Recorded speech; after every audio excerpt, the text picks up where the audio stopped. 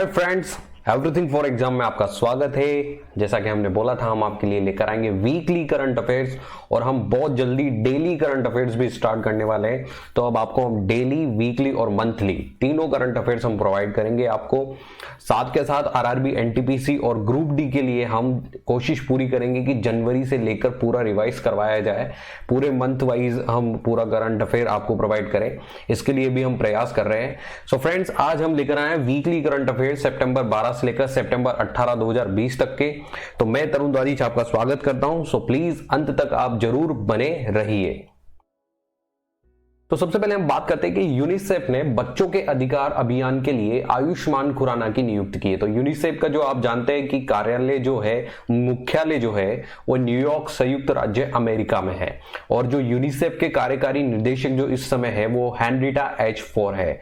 तो जो यूनिसेफ है, जो चाइल्ड के लिए काम करता है, बच्चों के अधिकारों के लिए काम करता है, तो बच्चों के अधिकार अभियान के लिए उन्होंने जिसे नियुक्त किया है वो है आयुष्मान खुराना। इसके बाद हम बात करते हैं कि वैश्विक आर्थिक स्वतंत्रता सूचांक जो है 2020 का वो रिलीज हो चुका है और उसमें भारत 105वें स्थान पर रहा है। तो जो इकोनॉमिक फ्रीडम जो इंडेक्स है वो रिलीज हो चुका है और उसमें भारत की जो रैंकिंग है वो इस बार 105 है। और जो कनाडा का फ्रेजर इंस्टीट्यूट, जिसने सेंटर फॉर सिविल सोसाइटी नई दिल्ली स्थित थिंक टैंक के साथ मिलकर भारत में जारी किया है। तो ये जिसने जारी किया है वो दो ये इंस्टीट्यूशंस है जिन्होंने मिलकर ये इंडेक्स जारी किया है। इसके बाद हम बात करते हैं कि प्रधानमंत्री श्री नरेंद्र मोदी ने वीडियो कॉन्फ्रेंसिंग के माध्यम से मध्य प्रदेश में गृह प्रवेशम कार्य को संबोधित किया है। तो अगर आपसे पूछा जाए कि गृह प्रवेशम कार्यक्रम कहां पे हुआ है तो वो है मध्य प्रदेश, और किसने इसका शुभारंभ किया वो है श्री नरेंद्र मोदी। इसके बाद इस सामाजिक कल्याण कार्यक्रम को वर्ष 2022 तक सभी के लिए आवास योजना के उद्देश्य को पूरा करने के लिए शुरू किया गया था। मतलब ये स्कीम क्यों लाई गई थी? ये स्कीम ये लाई गई थी कि 2022 तक सभी के पास आवास हो। इस स्कीम के लिए इसको जोड़ा गया था, इस कार्यक्रम को। तो ये है गृह प्रवेशम। और महाराष्ट्र सरकार ने मेरा परिवार मेरी जिम्मेदारी अभियान शुरू किया है। तो अगर आपसे ये ध्यान रखना है कि म से महाराष्ट्र, म से मेरा, तो मेरा परिवार मेरी जिम्मेदारी अभियान कहां पर स्टार्ट हुआ है वो है महाराष्ट्र सरकार में। तो 8% जो महाराष्ट्र के मुख्यमंत्री है वो उद्धव ठाकरे और जो राज्यपाल है वो भगत सिंह कोश्यारी है। ये बहुत चर्चा में है, तो ये यहां से क्वेश्चन भी आ सकता है महाराष्ट्र के मुख्यमंत्री और राज्यपाल से, तो आप इसको जरूर याद रखें। इसके बाद हम बात करते हैं भारत यूएन के इकोसॉक निकाय का सदस्य बन गया है। मैं आपको बताता हूं कि ये चीज क्या है। ये इकोनॉमिक एंड सोशल काउंसिल है। ये इको से मतलब इकोनॉमिक और सोशल से मतलब सोशल। तो ये इकोनॉमिक सोशल काउंसिल है जो कि यूएन के द्वारा है। तो इसके जो इसका जो निकाय सदस्य है, मतलब इसका सदस्य बन चुका है भारत भी।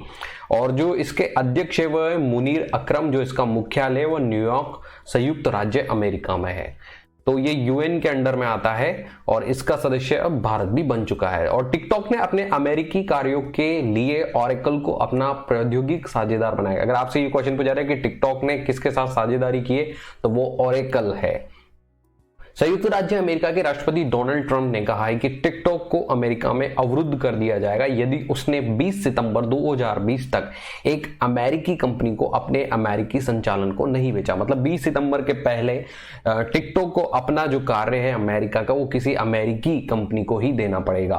तो ये डोनाल्ड ट्रंप ने घोषणा की है। इसके बाद टिकटॉक ने ऑरेकल से साझेदारी की है। वैसे इसमें माइक्रोसॉफ्ट भी रेस में था, लेकिन टिकटॉक ने ऑरेकल को ही चूज किया।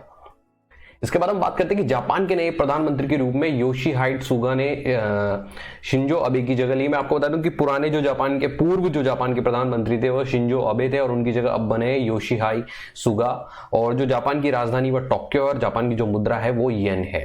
इसके अलावा केंद्रीय मंत्रिमंडल ने बिहार के दरभंगा में एम्स की स्थापना को मंजूरी दी। अगर आपसे पूछा जाए कि बिहार में किस जगह पर एम्स की स्थापना हुई तो वो दरभंगा है। और जो बिहार के मुख्यमंत्री है वो नीतीश कुमार है, राज्यपाल है फागू चौहान। जैसा कि आप जानते हो कि बिहार में इलेक्शन आने वाले हैं, तो हो सकता है कि यहां से भी क्वेश्चंस आ सकता है, तो आप इसे जरूर याद रखें। इसके बाद हम बात करते हैं कि हरिवंश नारायण सिंह को राज्यसभा के उपाध्यक्ष के रूप में फिर से चुना गया है। तो इनको वापस से कार्यकाल इनका बढ़ा दिया गया, मतलब वापस चुना गया है, कहने का मतलब। तो हरिवंश नारायण सिंह है जिनको राज्यसभा के उपाध्यक्ष के रूप में चुना गया है। और जो राज्यसभा के सभापति है वो है एम वेंकैया नायडू। एम वेंकैया नायडू हमारे भारत के उपराष्ट्रपति है, आप जरूर याद रखना। राजेश खुल्लर को विश्व बैंक में कार्यकारी निदेशक नियुक्त किया गया है, मतलब भारत की ओर से विश्व बैंक में जो एग्जीक्यूटिव है पोस्ट उस पर है राजेश खुल्लर को चुना गया है। और विश्व बैंक के अध्यक्ष जो एक प्रेजेंट जो है वो है डेविड मालपास। और विश्व बैंक का जो मुख्यालय है वो संयुक्त राज्य अमेरिका के वॉशिंगटन डीसी में, मतलब वॉशिंगटन डीसी में है विश्व बैंक का मुख्यालय, आप इसे जरूर याद रखना।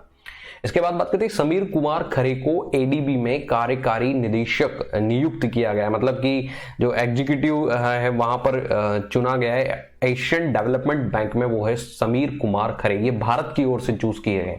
और एशियाई विकास बैंक के जो अध्यक्ष है वो है मात्सुगु अस्कावा, जो एट प्रेजेंट जो अध्यक्ष है वो है मात्सुगु अस्कावा। और एशियाई विकास बैंक का जो मुख्यालय है मांडलुयांग फिलीपींस में है। सॉरी, ये मैं एक बार बता रहा हूँ, एडीबी का जो है मुख्यालय मनीला फिलीपींस में है, ये शायद थोड़ा सा गलत है, तो मनीला फिलीपींस में है।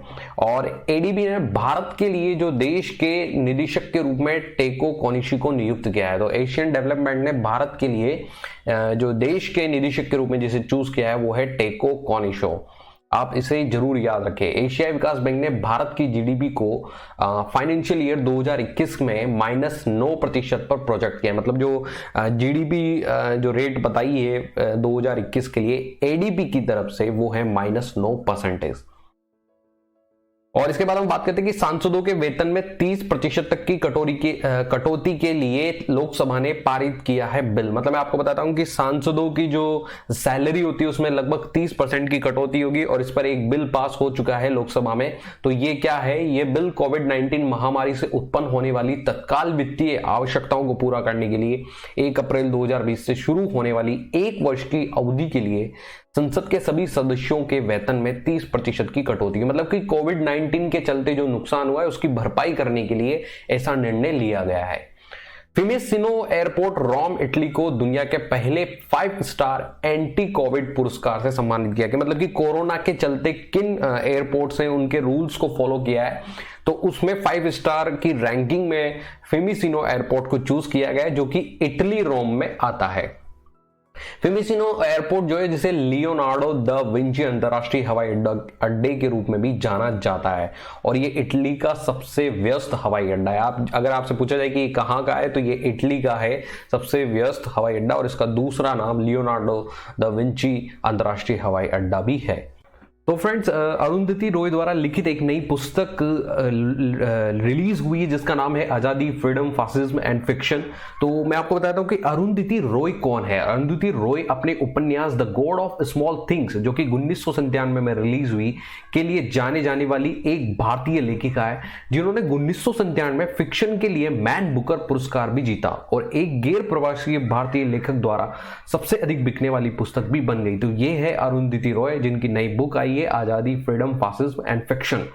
इसके अलावा शेप विकास खन्ना को एशिया गेम चेंजर अवार्ड 2020 से सम्मानित किया गया है। मैं आपको बताता हूं कि विकास खन्ना जो कि बहुत ही जाने माने शेप है, और उनके द्वारा कुछ मदद की गई है, जिसे ये पुरस्कार उन्हें भारत भर में लाखों लोगों को एक विशाल खाद्य वितरण अभियान फीड इंडिया के माध्यम से कोविड-19 महामारी में खिलाने के लिए दिया गया। मतलब एक अभियान चला था कोविड-19 के लिए, फीड इंडिया, उसमें उन्होंने बहुत ही अच्छा रोल प्ले किया था, मतलब बहुत ज्यादा मदद की थी लोगों की। इसके लिए उनको एशिया गेम चेंजर अवार्ड 2020 से सम्मानित किया गया है। इसके अलावा इंस्टीट्यूट फॉर मैनेजमेंट डेवलपमेंट ने Singapore university for technology and design के साथ मिलकर स्मार्ट सिटी इंडेक्स 2020 जारी कर दिया है। मतलब तो आपको बताना हूं कि स्मार्ट सिटी इंडेक्स 2020 जारी हो चुका है, जिसमें टॉप किया है सिंगापुर ने। और इसके अलावा जो भारत की ओर से जो शहर इसमें आया है वो हैदराबाद है, जो कि 85th नंबर पर आया है। 85th नंबर, मतलब भारतीय शहरों में टॉप हैदराबाद ने किया है, लेकिन वो 85th नंबर पर इस इंडेक्स में। लेकिन इस टॉप जो इसने जिसने पूरे विश्व में किया है वो सिंगापुर है। इसके अलावा इंडिया हैप्पीनेस रिपोर्ट 2020 की घोषणा हो चुकी है कि कहां पर किस राज्य में सबसे ज्यादा लोग खुश रहते हैं, उसका इंडेक्स जारी हुआ है। तो उस राज्यों और केंद्र शासित प्रदेशों की समग्र खुशी रैंकिंग को मिलाकर मैं आपको बताता हूं कि मिजोरम ने टॉप किया है, दूसरे नंबर पर पंजाब है, अंडमान निकोबार जो कि तीसरे नंबर पे है। अगर आप देखे जाओगे कि बड़े राज्यों में जिसने टॉप किया है वो पंजाब है, स्मॉल राज्यों में मिजोरम ने टॉप किया है, और यूटी यूनियन टेरिटरीज में अंडमान एंड निकोबार ने टॉप किया है। इसके बाद हम बात करते हैं कि जाने माने सामाजिक कार्यकर्ता स्वामी अग्निवेश का निधन हो गया। आप जानते हैं कि जो भगवा कपड़े पहने रहते हैं तो जाने माने सामाजिक कार्यकर्ता है और उनका निधन हो चुका है। और अग्निवेश जी उन्होंने आर्य समाज की विश्व परिषद के अध्यक्ष 2004 से 14 बने रहे, जो आर्य समाज का सर्वोच्च अंतर्राष्ट्रीय निकाय है। मैं आपको बताऊं आर्य समाज एक इंटरनेशनल बॉडी है जिसके वो अध्यक्ष भी रहे हैं 2004 से 2014 तक। इसके अलावा महाराष्ट्र के पूर्व क्रिकेटर सदाशिव पाटिल का निधन हो चुका है। उन्होंने केवल एक टेस्ट में भारत का प्रतिनिधित्व किया था और 1952 से 1964 के बीच में लगभग 36 प्रथम श्रेणी के मैच भी खेले हैं। तो सदाशिव पाटिल जो कि महाराष्ट्र से बिलोंग करते थे। इसके बाद हम बात करते हैं कि केंद्र सरकार ने ऑर्डिनेंस फैक्ट्री बोर्ड OFB के कॉर्पोरेटाइजेशन की प्रक्रिया की निगरानी के लिए एक अधिकार प्राप्त मंत्री समूह EGOM का गठन किया है। मैं आपको बताता हूं EGOM का गठन किया गया है, जो कि क्या है एक ऑर्डिनेंस फैक्ट्री बोर्ड की निगरानी के लिए बनाया गया है मंत्रियों का समूह, जिसके जो अध्यक्ष होंगे वो होंगे रक्षा मंत्री राजनाथ सिंह जी। संयुक्त राष्ट्र द्वारा निर्धारित सतत विकास लक्ष्यों से जुड़ा एक सोवरजिन बॉन्ड जो है जारी करने वाला मैक्सिको दुनिया का पहला देश बन गया है। इस तरह के बॉन्ड्स ने यूरो 750 मिलियन या डॉलर 890 मिलियन जुटाए हैं। मतलब ऐसा बॉन्ड है जिससे लगभग यूरो में 750 मिलियन का इजाफा हुआ है। तो ऐसा करने वाला देश, पहला देश जो अगर आपसे बनाए इस जो सोवरजिन बॉन्ड है रिलीज करने वाला पहला देश है वो है मैक्सिको। तो मैक्सिको कैपिटल जो है मैक्सिको सिटी, और मैक्सिको की जो मुद्रा है वो मैक्सिकन पेसो है। इसके अलावा मैक्सिको के जो राष्ट्रपति है वो है एंड्रेस मैनुअल लोपेज ऑब्रेडोर। आप ये भी जरूर याद रखें क्योंकि क्वेश्चंस यहां से भी पुटअप हो जाते हैं। इसके अलावा SBI टाइटन ने संपर्क रहित भुगतान टाइटन पे लॉन्च किया है। मैं आपको बताता हूँ कि टाइटन पे एक मनी तरह से आप कह सकते हैं जैसे फोन पे वगैरह जो है आपके, उसी तरह टाइटन पे लॉन्च हुआ है। वो SBI और टाइटन जो कि घड़ी वॉच कंपनी है, दोनों ने मिलकर एक एसोसिएशन किया है। तो टाइटन कंपनी के जो अध्यक्ष है वो है N मुरुगनंथम, और जो टाइटन कंपनी का मुख्यालय है वो बेंगलुरु कर्नाटका में है। इसके अलावा जो SBI के जो अध्यक्ष है वो रजनीश कुमार है, जो SBI का मुख्यालय है वो मुंबई महाराष्ट्र में।